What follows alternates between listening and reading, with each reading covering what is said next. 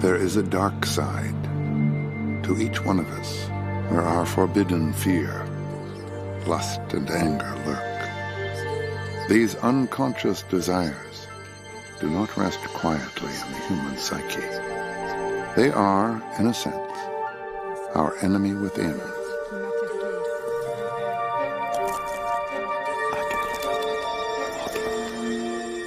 One man believed he could exorcise our demons through the study of dreams.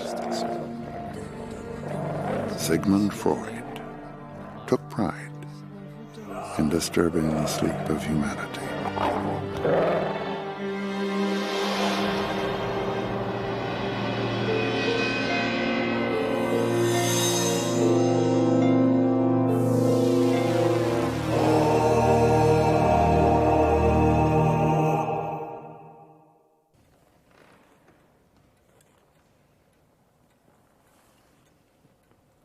At the turn of the century in Vienna, Austria, Dr. Sigmund Freud claimed he had discovered a new doorway to the unconscious. So, tell me anything that comes into your mind. Perhaps we could begin with your dream last night. As a child, I had a recurring nightmare of falling down what seemed to be an endless well. Drive for miles and miles down this tunnel. When suddenly we're attacked by a sea creature. Turns out to be a giant octopus. And I may have been invisible at the time. There's a man in front of her with the snake. I can see the teeth of the snake. Out from the tunnel, out onto the deck of a sailboat. Chases me through the ship, and eventually I come to a door behind which I know the octopus is waiting for me. I woke up before I reached the bottom.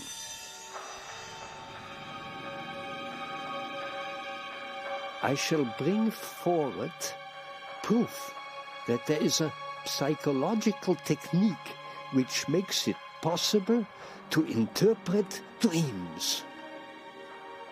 Freud's self-proclaimed masterpiece, The Interpretation of Dreams, offered readers a window into our most secret selves. In his revolutionary work, Freud suggested that often the purpose of dreams is to satisfy through fantasy the instinctive urges that society judges unacceptable.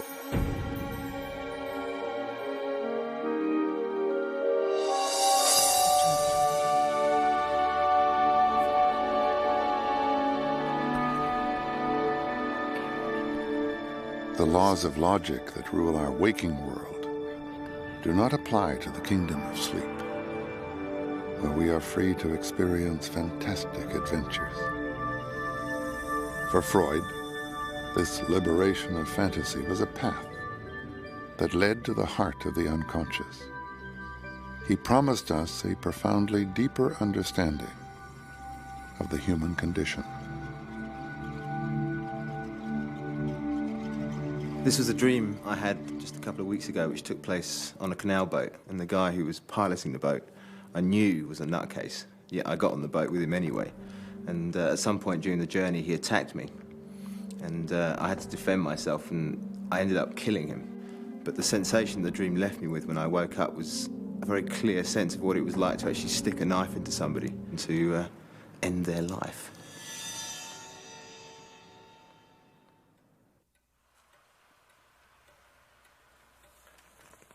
Ever since Freud first declared his groundbreaking views about the mind and its operation, opinion about him has been bitterly divided. He has become the psychiatrist everybody loves to hate. Freud was really a bold and daring thinker who loved wild hypotheses, and then, more or less on the guinea pig model, tried to induce the evidence to confirm his theories in the persons of his various patients on the couch. So we have here a picture of Freud as a grand theorist, a very reckless thinker, really. Oh, if he weren't a revolutionary creative thinker, and if he weren't right in so many areas, he wouldn't be criticized for where he's been wrong. There are, dozens of psychologists who were very largely wrong, about whom we say nothing because they really have not shaped our society. Whatever your opinion, Freud is inescapable. His terminology and his ideas pervade contemporary life. He taught us to pay attention to feelings and actions that we once thought meaningless, provoking a confrontation with our more primitive selves. After Freud, it was not so easy to avoid responsibility for unconscious behavior. What Freud did was to build a whole system of interpretation aimed at exposing the real meaning for an act that seemed to have no meaning at all. Something that seemed to come just from our bodies, just out of habit, something that we didn't pay attention to. Freud found in that the key to what we might really be desiring. And whether we reject psychoanalysis or embrace it, that's a move that 20th century culture is built upon.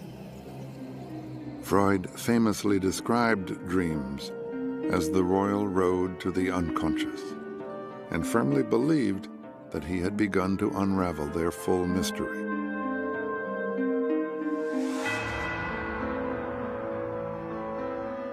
Nearly every creative thinker has been touched by the magic of dreams. Chagall and Magritte painted dreamlike visions. Salvador Dali cited Freud's interpretation of dreams specifically as inspiration for his surrealistic paintings. Dali also designed the famous dream sequence in Alfred Hitchcock's movie about psychoanalysis, Spellbound. I can't make out just what sort of a place it was.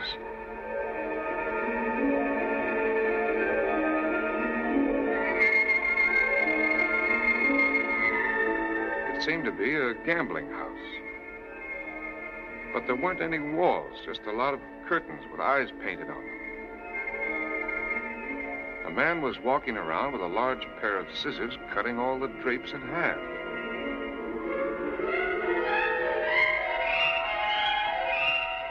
And then a girl came in with hardly anything on and started walking around the gambling room, kissing everybody. She came to my table first. Did you recognize this kissing bug? Well, I'm afraid she looked a little like Constance. Uh-huh. This is plain, ordinary, wishful dreaming. Freud himself was anything but ordinary.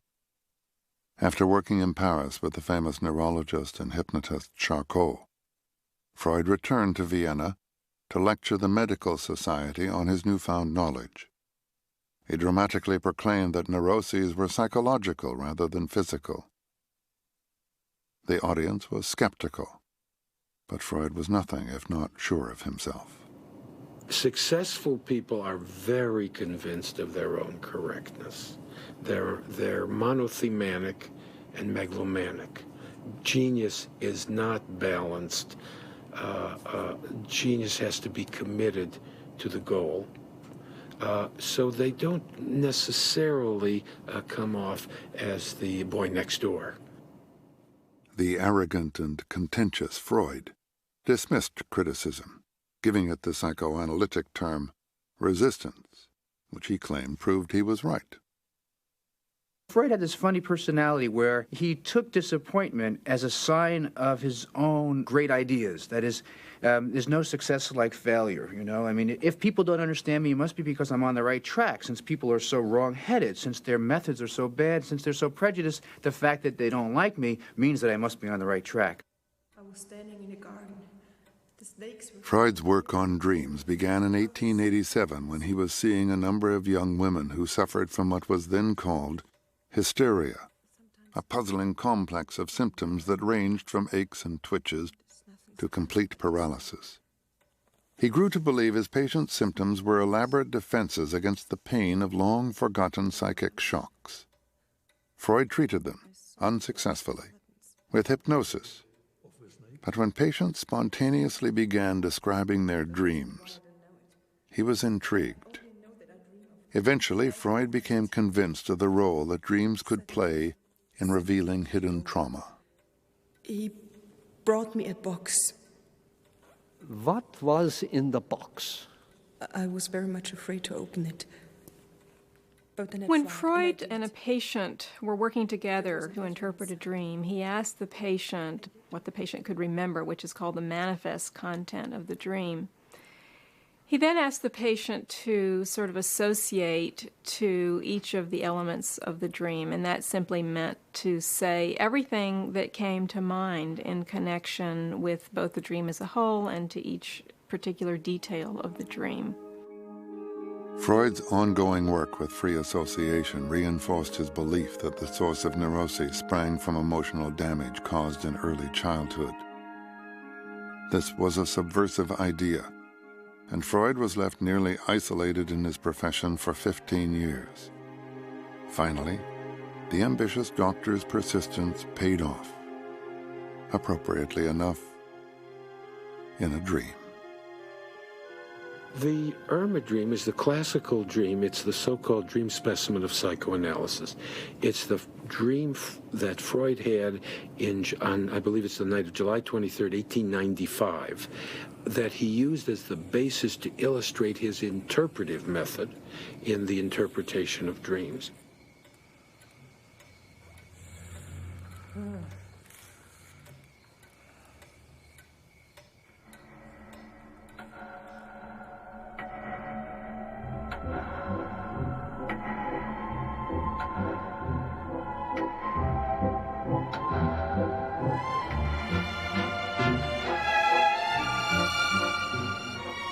In his dream, Freud attends a family party where he sees Irma, one of his patients.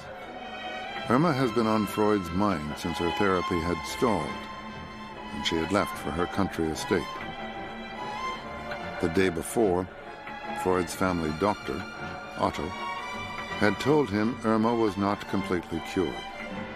The oversensitive Freud resented the criticism. At the party, Irma complains of terrible pains in her throat and stomach. Freud scolds her for quitting therapy and proceeds to examine her throat. He discovers a peculiar growth on the walls of her mouth and calls upon a colleague for a second opinion. In the dream, Freud realizes that the cause of Irma's suffering was a careless injection given by Otto, who had neglected to use a clean needle.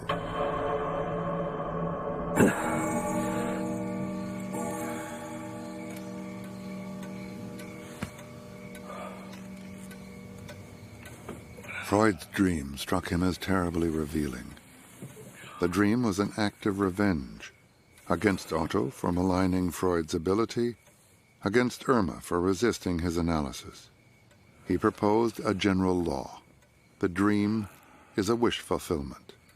It was this revelation that inspired Freud to write The Interpretation of Dreams. The book was published in 1899, but Freud requested that the publication date be given as 1900 to create the impression that his views were pioneering thoughts for the new century. Freud's epic was ignored by disapproving colleagues and seemed only eccentric food for a handful of readers. The book sold merely 350 copies in its first 6 years. Freud was characteristically defensive. I had dared, against the objections of severe science, to take the part of the ancients and of superstition.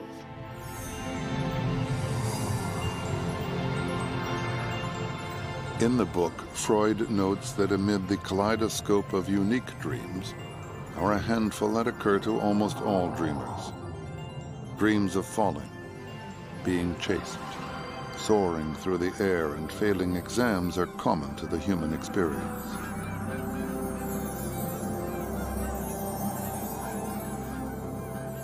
I come from Austria, and we have some nice ideas about love. The biggest thing what you can do for a girlfriend is to pick up an Edelweiss by yourself.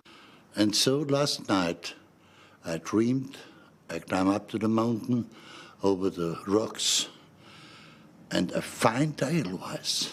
When I found it and I tried to get it, broke the stone under my feet. So I fall, down, down, down. And at the very end, alarm. I waked up. I look at my hand. The finger was still together, but no Edelweiss. It was a dream.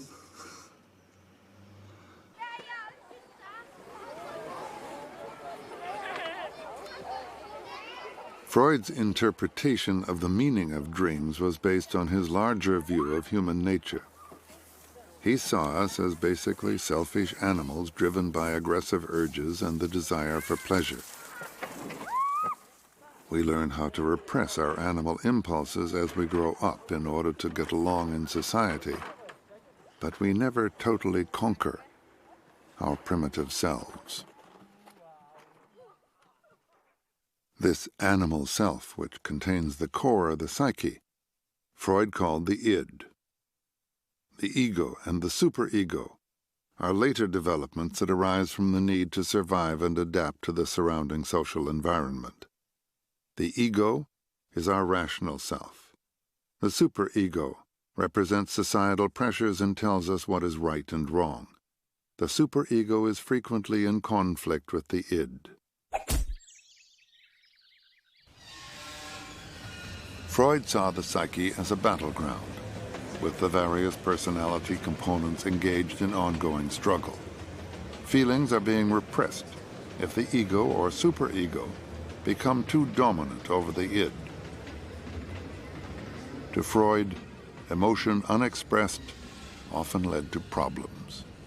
What Freud says in the interpretation of dreams, in saying that every dream is a fulfillment of a disguised wish, is that our meanings are disguised, that we don't know for sure what things are significant.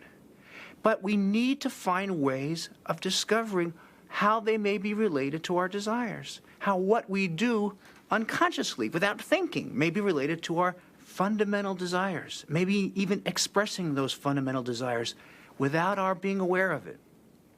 Once one opens that question, it's not up to then some scientist or philosopher to come on and say, they don't really mean anything. No, the issue is then, how are we going to make sense of things, events, words, activities that we used to not bother about? And now we decide, yes, I'm going to bother about that. I'm going to try to see what that means about my life or about my friend's life or about our relationship. And psychoanalysis in Freud's hands opened up that question.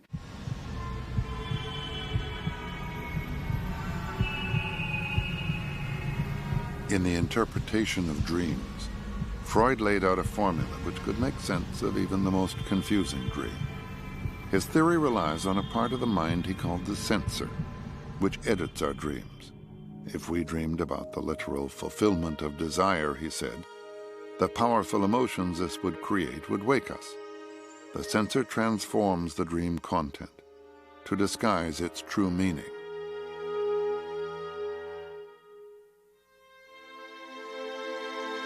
Freud called this transformation of desire dream work. It is composed of a number of processes. Displacement shifts emotion from one idea to another. Condensation fuses together multiple thoughts into a single symbol. Along with symbolization and projection, dreamwork components join together to change and redirect dream thoughts and images into acceptable forms. After the censor has completed its dream work, the ego reorganizes the otherwise bizarre components of the dream so that it has an apparent meaning called the manifest dream. The process of dream interpretation involves decoding the manifest dream content to discover the real hidden meaning of the dream called the latent dream. Freud insisted that dream life is as important as real life. Stripped to bare essentials, a dream unanalyzed was to Freud an unopened letter. In every dream, there is always another story. There is more than meets the eye. In 1977, director Robert Altman found artistic inspiration and a solution to a problem in his dreams. The film he had been preparing to direct was cancelled. His wife was ill, and he needed a new project. I dreamed a title, 3 women. I dreamed that Shelley Duvall and Sissy Spacek were in it, and I knew it was kind of what the genre of it was. And so I woke up and I took the pad next to my bed and I wrote down my notes about that, and I went back to sleep. And then I dreamed more about the thing, and I saw this place in the desert, kind of a bar and a shack.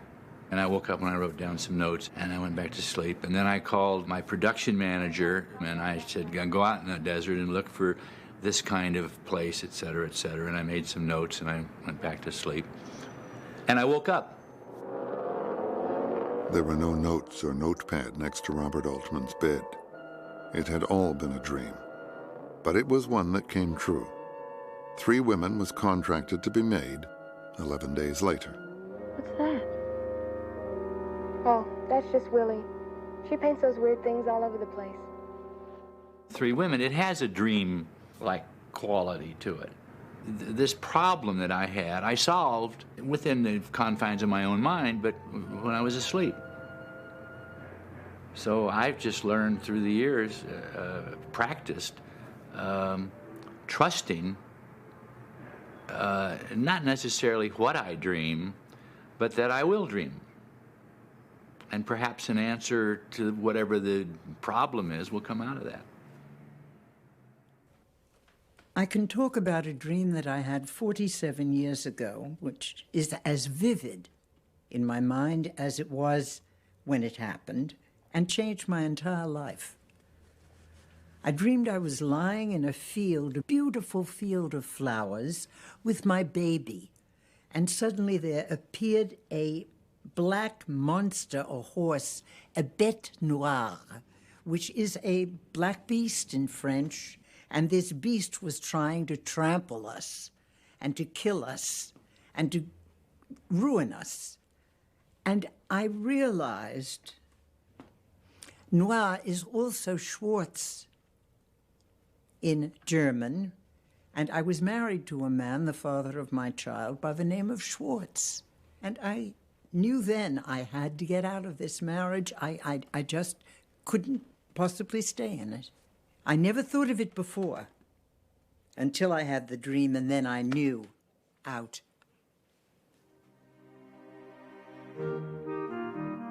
The Freud family moved to Vienna when Sigmund was 4 years old. He was born in Moravia in 1856, the eldest of 7 children of Jacob, a Jewish wool merchant, and his wife Amelia. The Freuds were poor during most of Freud's youth, but always sacrificed to give him the best possible education. Young Sigmund was an exceptionally gifted student.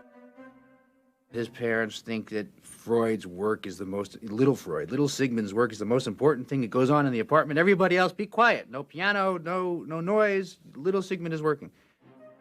The brilliant young Freud went to the University of Vienna and trained as a neurologist. After school, he began a career in research, but lack of money forced him to start a small medical practice. At the age of 30, he married Martha Bernays, the daughter of a distinguished German Jewish family. In the Victorian Austria of Freud's youth, psychology was still in its infancy. Mental illness was thought to be caused by a malfunction in a body fluid. Psychoanalysis did not exist. Dreams had only just begun to lose their mythic quality as messages from the gods or warnings of impending disaster. Times have changed, yet reports of premonitory dreams are still common. I had this dream not long ago that reveals to me the death of my mother. I was just dreaming that I was in the church with my mother, and we were singing and glorifying the Lord. And suddenly, there was a man covered with blood. He burst into the church, and everybody was running. I was running. To my greatest surprise, my mother was standing, waiting to know what was going on with this man. And I was so frightened, so scared from the dream, that I opened my eyes and I woke up. And 5 days later, I received a phone call that my mother had an accident and she died. By the end of the 19th century, consciousness began to be seen as a rational process. It was also believed that behind all psychological functioning, there had to be a physical origin, a biological cause for every mental effect.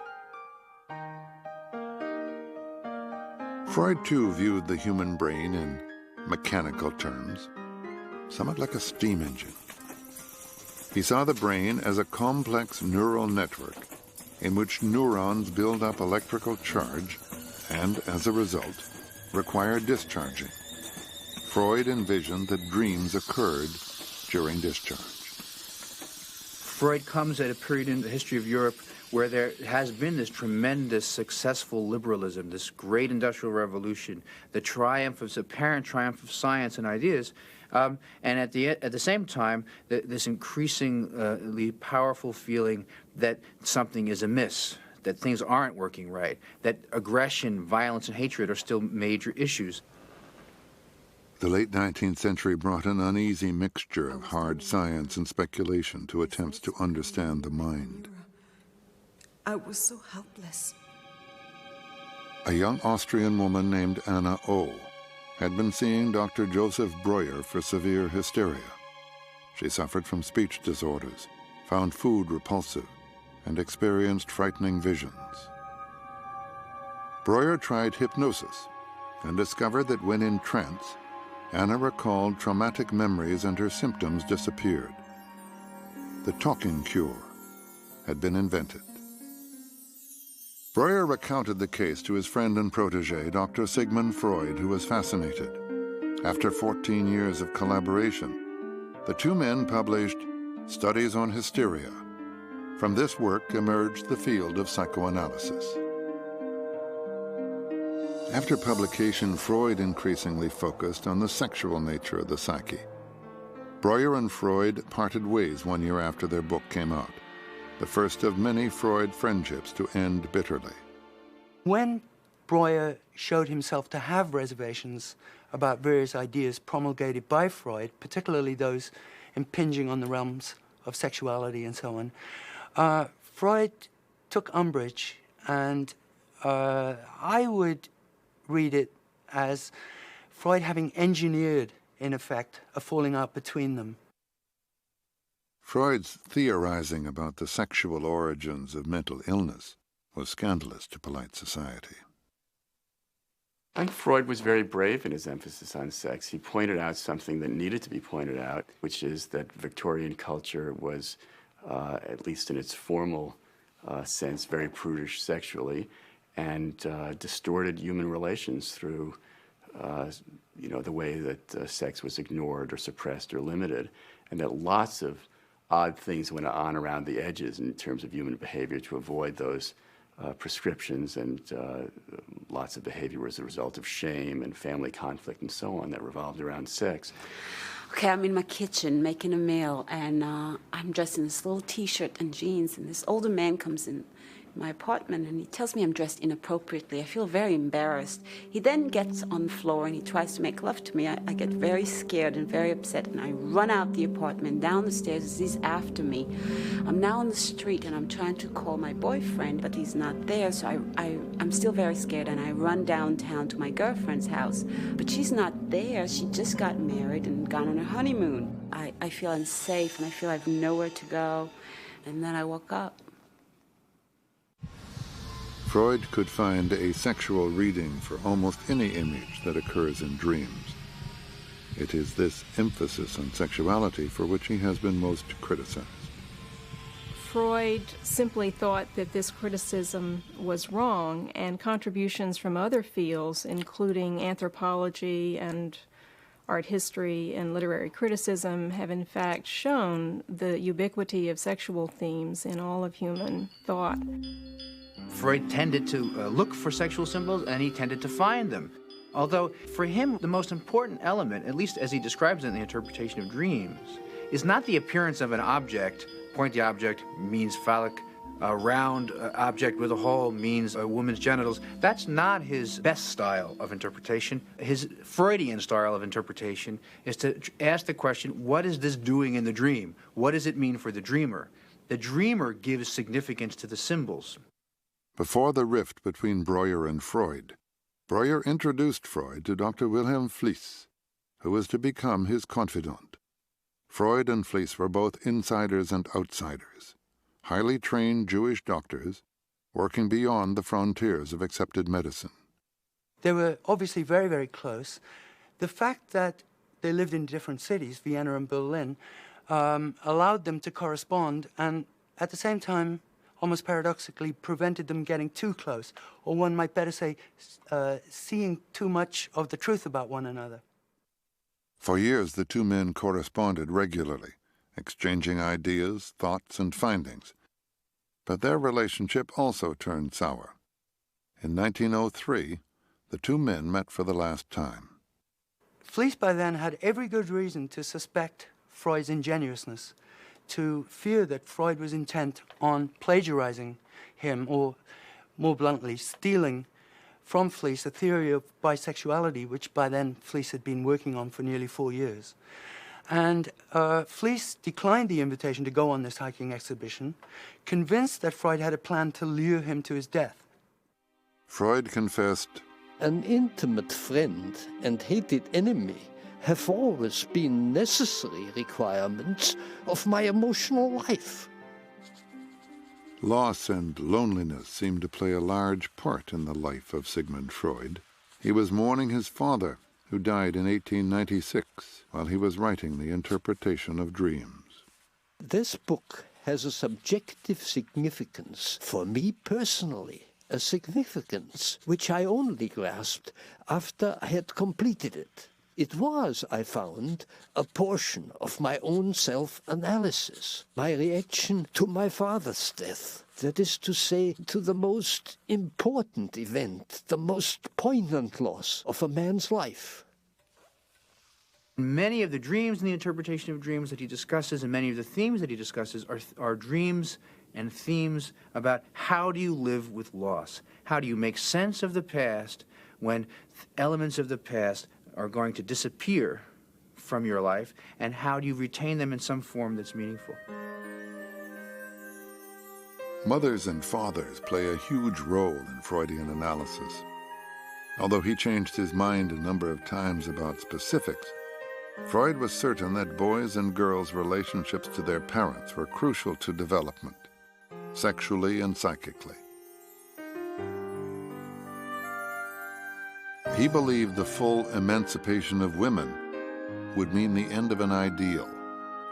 After all, he concluded, nature has destined women, through beauty, charm, and sweetness, for something else. There's a lot of emphasis been put on Freud's diminishing women by talking about penis envy.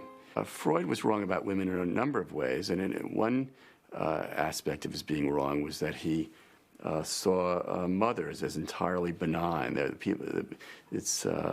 Otto Rank said that, essentially that Freud knew no mother other than the good mother. He was afraid to say anything critical because of his own anxieties around his own mother, and that whenever he approached that subject, he veered off. Modern psychoanalysts believe that little girls develop a sense of femininity very early in childhood. If a woman feels persistent inferiority to men, development has gone profoundly wrong.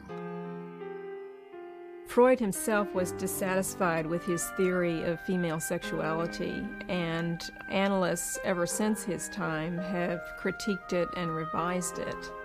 In part, Freud has been misinterpreted. For example, when he talked about penis envy and feelings of inferiority in women, he wasn't saying that women should feel that way. He was saying that they often did. Before Freud, most people believed in conscious will alone. Freud forced us to recognize the unknown power of our unconscious. Like most revolutionaries, he has been both damned and praised. Freud's self-image was one of the conquistador, that here is this warrior against repressive forces who would set us all free and would allow us to fulfill the human potential, even though he had some doubts whether we could really do that. he's never in any doubt that one day he's going to arrive. This is the Sigmund Freud who, in 1896, with his seduction theory, proclaimed to his medical colleagues that he had discovered no less than the source of the Nile of neuropathology. That's a quote. This is the same Sigmund Freud who, a decade later, or thereabouts, would claim to have deciphered the, quote, riddle of the Sphinx in terms of his theory of infantile sexuality. This is quite a conceit. By 1897, Freud considered his seduction theory, the assumption that all neuroses are caused by childhood sexual abuse, invalid. He concluded that many patients who cited abuse had no more than active imaginations, or that Freud himself had encouraged false confessions. Recently, there have been a wave of accusations of sexual abuse from people who suddenly remember what they allegedly repressed years ago. Although Freud withdrew his seduction theory and would have regarded most of these charges with skepticism, his theory of repression and the unconscious is being used, most Freudians would say misused, to assert their authenticity. Among certain feminist circles, it's held that he changed his mind about what was called the seduction theory, i.e. that many of his patients actually had been sexually abused because of concerns about his career and his reputation, that it was a piece of intellectual dishonesty on his part.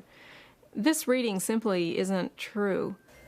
Freud's discovery of infantile sexual fantasies was one of his most important discoveries, and he was very clear about this. And at the same time, he was convinced that a certain small number of children had been sexually abused, and he never gave up the idea that certain neuroses were caused by that.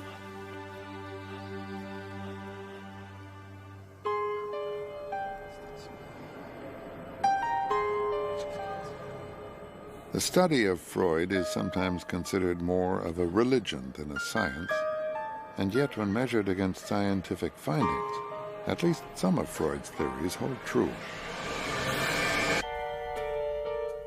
Everybody dreams, probably. Although many of us forget them, during a normal night's sleep we dream for about 1/5 of the time. Our most vivid dreams come to us during REM, rapid eye movement sleep. They can be as intense and emotional as real-life experiences.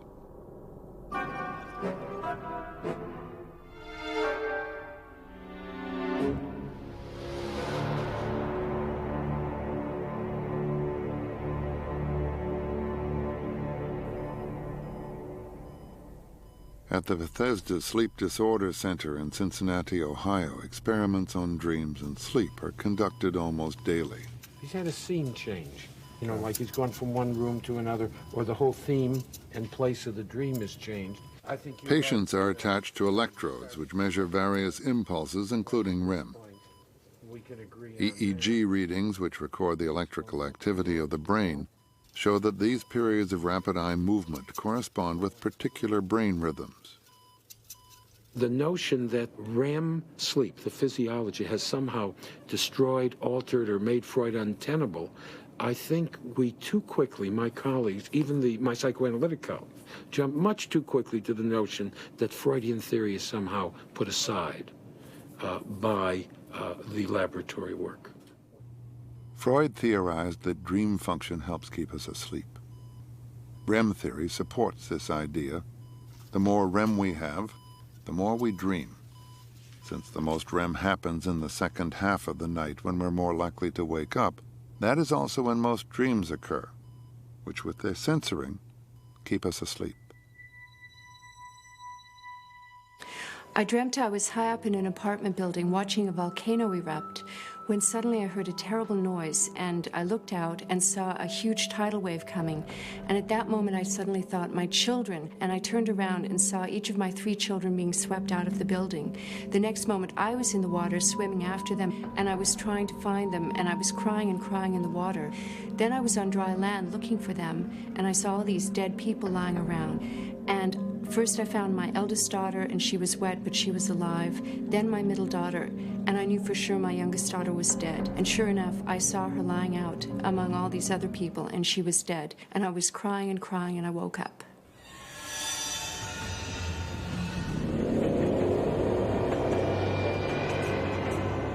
The next giant of dream interpretation was Carl Jung. At first, an ardent disciple of Freud. Although Jung and Freud did not formally part ways until 1913, they had conflicting opinions from the start. Jung agreed with Freud that the unconscious plays an important role in neurosis. He also believed dreams dramatically influenced the psyche. But Jung's notion of the collective unconscious, the theory that we are shaped by a common memory of myths and images, was a strong departure from Freud's theories. Jung also rejected Freud's insistence that life energy is primarily sexual. Jung converted many to his new form of therapy, but his approach to psychology owed much to the father of psychoanalysis. The history of modern psychotherapy begins with Freud, and a historical overview has to include him. But I think there was a sense that when I trained, that Freud was almost everything, and to the extent that he wasn't everything, there was a sort of hub and spoke arrangement where Freud was at the center and everything else was some variant of Freud or comment on Freud. Whereas I'd say now, even within psychotherapy, Freud has become one among many. Of course, psychoanalysis is still the best, most complexly elaborated theory of the human mind. Freud wrote prolifically after the interpretation of dreams was published. His later volumes included a study of the individual's relationship to society, a psychoanalytic account of Moses and the Jews, and more detailed work on the ego and the id.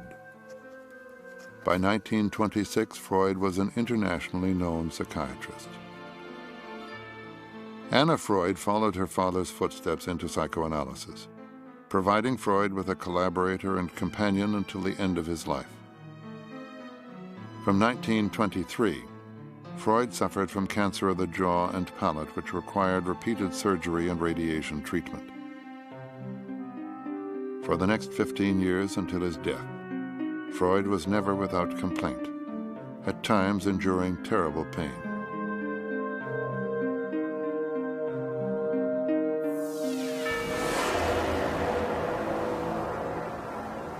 In 1933, the rise of the Third Reich infiltrated Freud's life. Because Freud was a Jew with rebellious ideas, psychoanalysis was blacklisted. Book burning staged by the Nazis consigned Freud's works to the flames. Exit visas from Austria were difficult to obtain, and Dr. Freud, even in old age, retained a fighting spirit. But in March 1938, the Gestapo appeared at Freud's home and left, taking Anna with them. Concern for his daughter was the event that broke Freud's will. When Anna came back the same day, Freud agreed to emigrate. Influential friends in France and England bribed the Nazis for Freud's safe passage out of Austria. On June 4, 1938, Freud, Martha, and Anna were able to leave Vienna. Freud's own words best express his most poignant escape.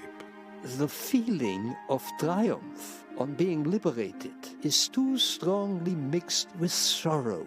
For in spite of everything, I still greatly love the prison from which I have been released. Freud died in London in 1939, 15 months after leaving Vienna. This is one of these dreams where I don't know how it began, how it ended. All I remember is that I was sitting on top of a roof with several other people, and I was holding the hand of this little girl, maybe 5 or 6 year old girl. And we are all listening to this piano music, which was coming from nowhere. We were listening, and as soon as a certain melody in the music appeared, the girl turned into a bird, and she starts to float away. So I have to hold her tight so that she won't leave me. that's my dream.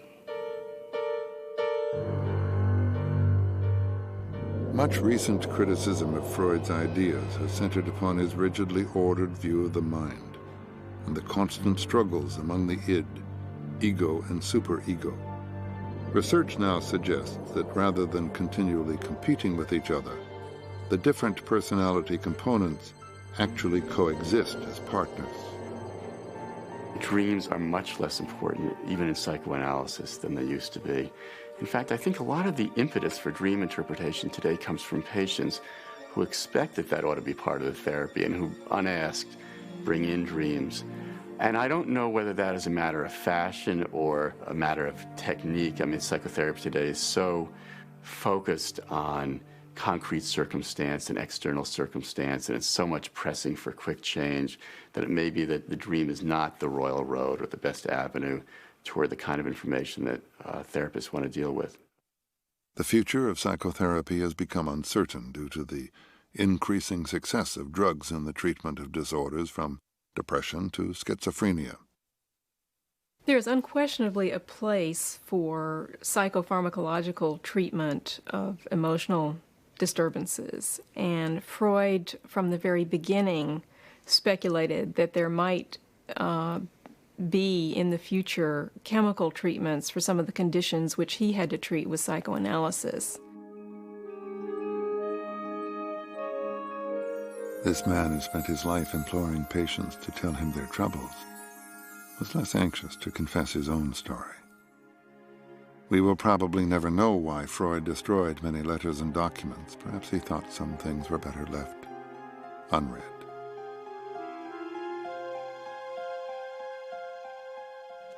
I was lying there, and there were thousands of snakes and of spiders. They were coming near. Freud was a very vigorous speculator. A lot of his speculation, from our perspective, is just wrong. His view of women is maybe in some ways progressive for its day, but not generous by our standards, not reasonable by our standards, just wrong. Certainly the case can be made that many sorts of people have been injured by the application of Freudian theory. Biographers today are making the case that Freud did not act in good faith in certain circumstances. Of course, he did so many things that even if he very largely acted in good faith, there would be important areas where he might not have been. He was an ambitious, driven man. He was a contentious, sort of cantankerous person, generous in certain ways as well. And I think it is a tribute to how large and influential he is that every aspect of his personality has come under scrutiny. Despite his detractors, our culture has found Freud and his unsettling vision of the mind compelling enough to argue about for close to a century. His ghost is not an easy one to live with. Many of us find ourselves in situations throughout our lives where we don't know who we are and what we need to do. Freud's response to that is make sense of your past. Find a way of making meaning out of who you have been and where you have come from. That is a way of giving yourselves more possibilities in the future, so that our choices in the present are richer, more complex, more nuanced, and, in a word, more free, because we now have an interpretation of the past. The interpretation of dreams was Freud's way of making sense of the past through signs or symptoms that people thought were meaningless. Whether or not one takes the dream as the royal route to the unconscious, it seems to me the lesson of this great book is that we make sense of our past because we need to be more free in the present when we have intense, sometimes painful conflict. Perhaps not so much has changed since Dr. Freud invited us to lie down on the couch. We still understand only the smallest fragments of the human mind and its dreams. At the very least, Sigmund Freud encouraged us to examine ourselves. The analysis session is not over.